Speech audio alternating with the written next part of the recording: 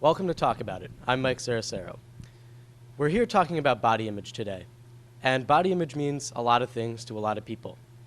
In our current society, body image could mean what we see in the magazines, or it can mean something which is pretty much just for one person. So we're here with Coach Tegler's 1A Health Issues class, and we're talking about body image. Let's talk about it.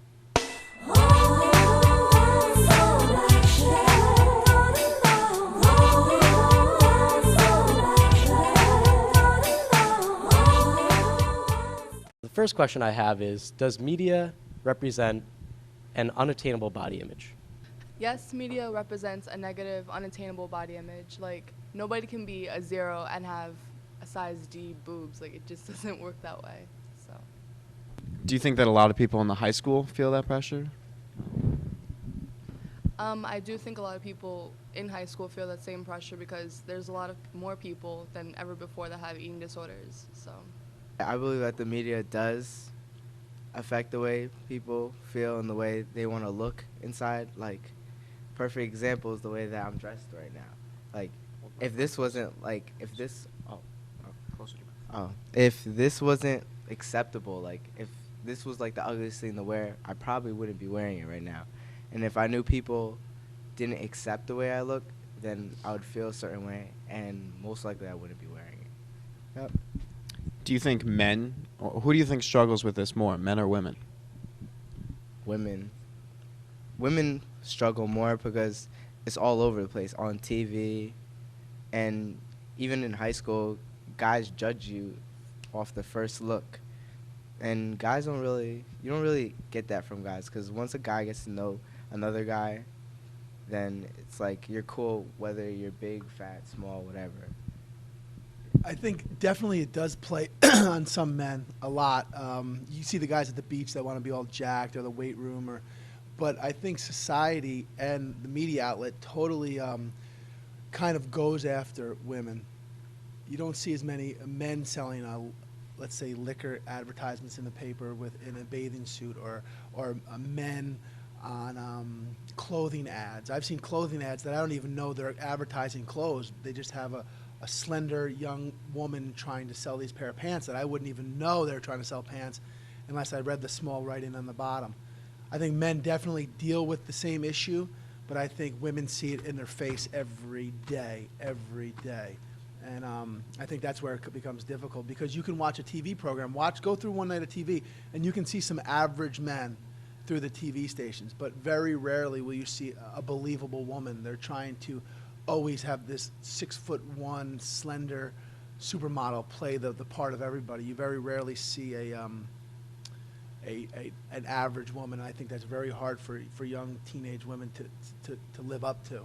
A lot of pressure on body image, a lot. The men are feeling it as well, but I don't think we see it as much in everyday society. So would you say, or would anybody say, or would like to say something about, do you think that the media's representation of especially women and poor body images have contributed to some equality, even in work situations or social situations between men and women? well, I feel that without body image, or with it, the job playing field is not even to begin with between men and women. So then to add body image in as another factor, it just separates them further. And like, if you're not, like Coach Tegler said, the 6'1" supermodel type, it's even harder for you to get a job at the same corporate level as a man. So, yep. Also, it's like, not like in job wise, but also like with rap music and all that, like the fact that they put so much pressure on women is like, if you don't look a certain way, then you're just plain ugly. And just like a girl trying to look that way, you still get pushed down about it. Like in rappers, they call you, I can't say the word. I could say it? Oh, go ahead. All right. Straight up. And that's what girls call themselves now. It's so bad to the point where girls call themselves that. And it's because men, like in every rapper video, especially an unsuccessful one, they're always going to have some girl with a bathing suit just shaking her butt. And they like go, and the way they audition for it is like, oh, if you don't look the right way, then get out of my face. And if you try to argue with them or you try to put them down, you're, and it's like, that's Do you think that women are seen as items in today's culture? yeah, definitely. There's no doubt about it. Back in the day, you could say that, because I read an article about how rap back in the day when it first started, it was like women were respected in a sense. They wouldn't call you they would call you a beautiful girl. They would talk to you the right way instead of like, oh baby, da da da da da. But now women are just items. Like, oh, I could get her in a second. I'm gonna take that in a second. Oh, you're nothing. I could get another one in 5 seconds or so. So women are items. I think that women don't want to become an item themselves. It's not you wouldn't want to be thought of as an item. But what happens is, I think in our country we've sold out so much to greed and money and what sells, and sex sells. So every single thing from sporting apparel to TV ads to liquor ads to I mean I could go on to video game ads.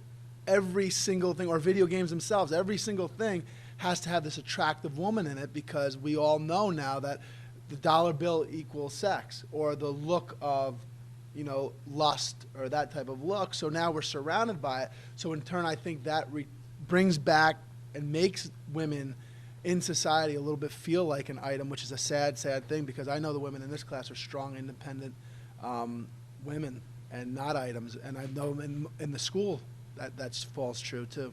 So has media created sort of like a vicious cycle between the link between selling things and poor body images?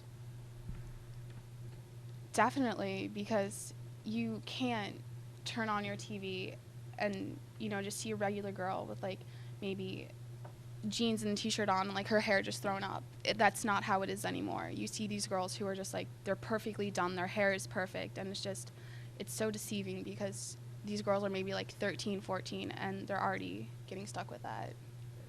I think one thing that it's led to that can go right in with body image is eating disorders. I have some statistics here that I could pass around to the kids, but here's one that I was reading, that 80% of kids from 13 and under have already tried to be on a diet. 1 in 5 women struggle with eating disorders. Up to 24 million people in the United States have eating disorders. And there's just a whole list from the New Paltz Times. They had a great article in the health edition of what these high school kids are going through now because of this false sense of body image, that they have to live up to these things, and they're trying through these awful ways, these awful eating disorders. So that's a sad thing, and I think we see that more in the high school. It's very prevalent. So, do you think that students in New Paltz High School have eating disorders, or is that a big issue for this school, or is it just, the same in other high schools? Obviously, it is a problem, but do you think there's more of a prevalent problem in our high school? You walk around our school and you see girls who are trying their hardest to just be what everybody else wants them to be. You see them trying to dress, even if it makes them feel uncomfortable. And every day, like, I usually see somebody who's being attacked physically, well, not physically, like emotionally. They'll be like, oh, you don't look good in that. Why are you eating that? And it adds so much on. I've known a good handful of girls who have tried their hardest to become what they see every day. And I think it is a big issue here, even though everybody hides it and they won't see it, but it's definitely something that everybody has to deal with. I think that it's something that's uncomfortable to talk about, which is also why it's probably pushed under the rug a bit. But do you think there's anything, anyone can answer this, that the school can do to make this issue go away or better or more in the public at all? No, I don't think there's anything that the school can do, because it's really doesn't have to do with the school itself. It has to do with the people in the school, and you're going to base it off of what you see on TV, and everything we see on TV has these perfect girls or what we think is perfect, and none of us can ever be that, and the school can't help us be something we're not. More, like you said, it's not any one single New Paltz High School issue. It's more prevalent in society. I think high schools tend to emulate society sometimes, and this totally is an issue that is the United States of America issue. You know what I mean? You'll watch the news and they'll talk about how obese we are, or how too skinny we are, or how, they'll throw out data of eating disorders, and we're constantly slapped in the face with body image and what it should be. Should we be too tall, too small? 6'3" is the average height. 6'2" is the average height. What if you're 5'2"? And I just think we always discuss our body image in this country. We're very, very aware of it, and I do not think it's a New Paltz High School issue. I think classes like this can definitely bring out the topic and help kids deal with some of the issues, but it's a deeper thing than just New Paltz High School. Totally. This next question is pretty vague, and everybody can answer this because each person has their own personal feelings about this. But what to you is a positive body image? Well, I think positive body image first comes from the way that you're brought up. Like, if you're constantly brought up in the media, that's around you, true. But if your parents always taught you to be happy for what you have, not for the material things that you have, then it'll start the structure for a positive body image. And it's basically just accepting yourself for who you are, what you are, flaws and all. Like, you can't be like, oh, well, okay, I have this I need to work on, but I still love who I am, so. Positive body image starts by, you just have to accept yourself and love yourself, because if you don't love yourself, then you can't, get through your day or survive this scary society that we live in. So you have to start by that, and you can't just, go by what everyone thinks. You have to just be who you are, and don't try to be everyone else, because you just won't make it through. All right, so do you think the concept of Barbie has hurt? I mean, we've talked a lot about very recent issues, like we talk about the media, the Facebooks, all these things that are really within the last 20 years. Obviously, this is not a new issue. It's always been one. But do you even think that concept of Barbie, which is now 50 years old, started this whole perpetual cycle? I had so many Barbies when I was younger, and I would play with them all the time. And I would just think, I would be like, why is she like this? Why is her hair long? Why are her breasts bigger than obviously her body can handle? It's just, that image is so unattainable, and every girl, I think, wanted to be Barbie at one point, wanted to have what she had.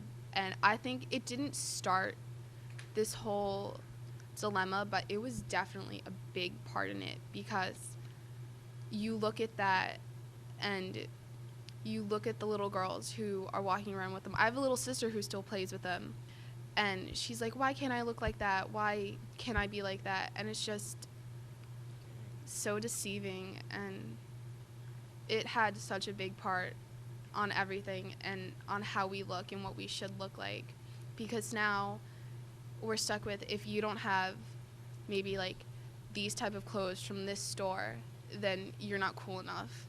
And it's just a big thing with everybody still.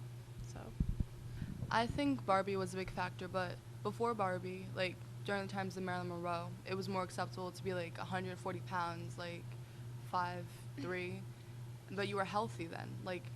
Now the idea of healthy is 6'1", 110 pounds, and blonde. And more people are taking more risks to get that goal, and I just don't see it really ending until we look at ourselves and see what we really want from our lives. So I think a lot of us have noticed in the high school during Halloween that, costumes have gone from being scary to a little scandalous, which in its own right is very scary, I'll have you know. But would anyone like to comment to that at all? Yeah. Kids these days, they used to wear back then they used to wear little kid costumes and dress up, but now kids they see on TV the TV shows, and they want to be like them, so they start dressing up like them, and they're not wearing fully clothed, and it goes back to when I was younger, I would try and find the scariest costume. I'd have the long black witch dress and the wig and everything, and now you walk through town on Halloween and you have these girls who their skirts are barely, they're not covered at all, and they have their breasts exposed, and it's just they have names like Little like Whore Peep or something for that, and it's like, how could you go from having a day of being able to be who you're not to a day of try and show as much skin as you can? It's just so unrealistic to me and so just weird. And yeah. Well, the costumes are just like, you don't cover yourself, and it's cold on Halloween. Like, I want to cover myself up, and like, it like makes you feel like you have to look a certain way just so that you can dress up for Halloween now. Like, if you're not like the perfect body, you can't like get a nice costume for yourself anymore, because it's like all like really short skirts and stuff, and it's just not fun. So when in our school, like, we have Spirit Week, and it's a come as you're not day, and if girls want to come as guys, it's as if like you have to have boxers and you have to have your pants like hanging half down, because that's the image that guys are. And that, I think that plays into like the whole costume thing also, because it's what we see and it's what we're used to. And then if guys were to come as girls, you know, they'd wear a skirt that would be so short, and like a shirt that would show everything, and it's just what we're set as and what we're known as, pretty much. While we are talking about things like that, the costumes and stuff, I know that we have a gym coach here, and his eyes just lit up there. Phys ed, I'm sorry, physical education, and that's what he went. And I know that people change for gym class, most of them, believe me, not everyone, but most people do change. And do you want to comment on some of the things that people change into? I'm sure you have something to say. I'll just say this, that when I went to high school, it was sweatpants and a T-shirt, and it is no longer it is a quarter of a pair of sweatpants and a quarter of a T-shirt. Now, I think, like we talked about before, all of society, we've gone from Halloween costumes to out in the street to gym attire to school attire. I mean, there's a common thread here that we're seeing, that I think something is telling these kids that you have to be sexy, that every day something with body image, and that's why we picked this class. That's why this class is so awesome, and they picked this topic. These kids are great. Every day it's in their face.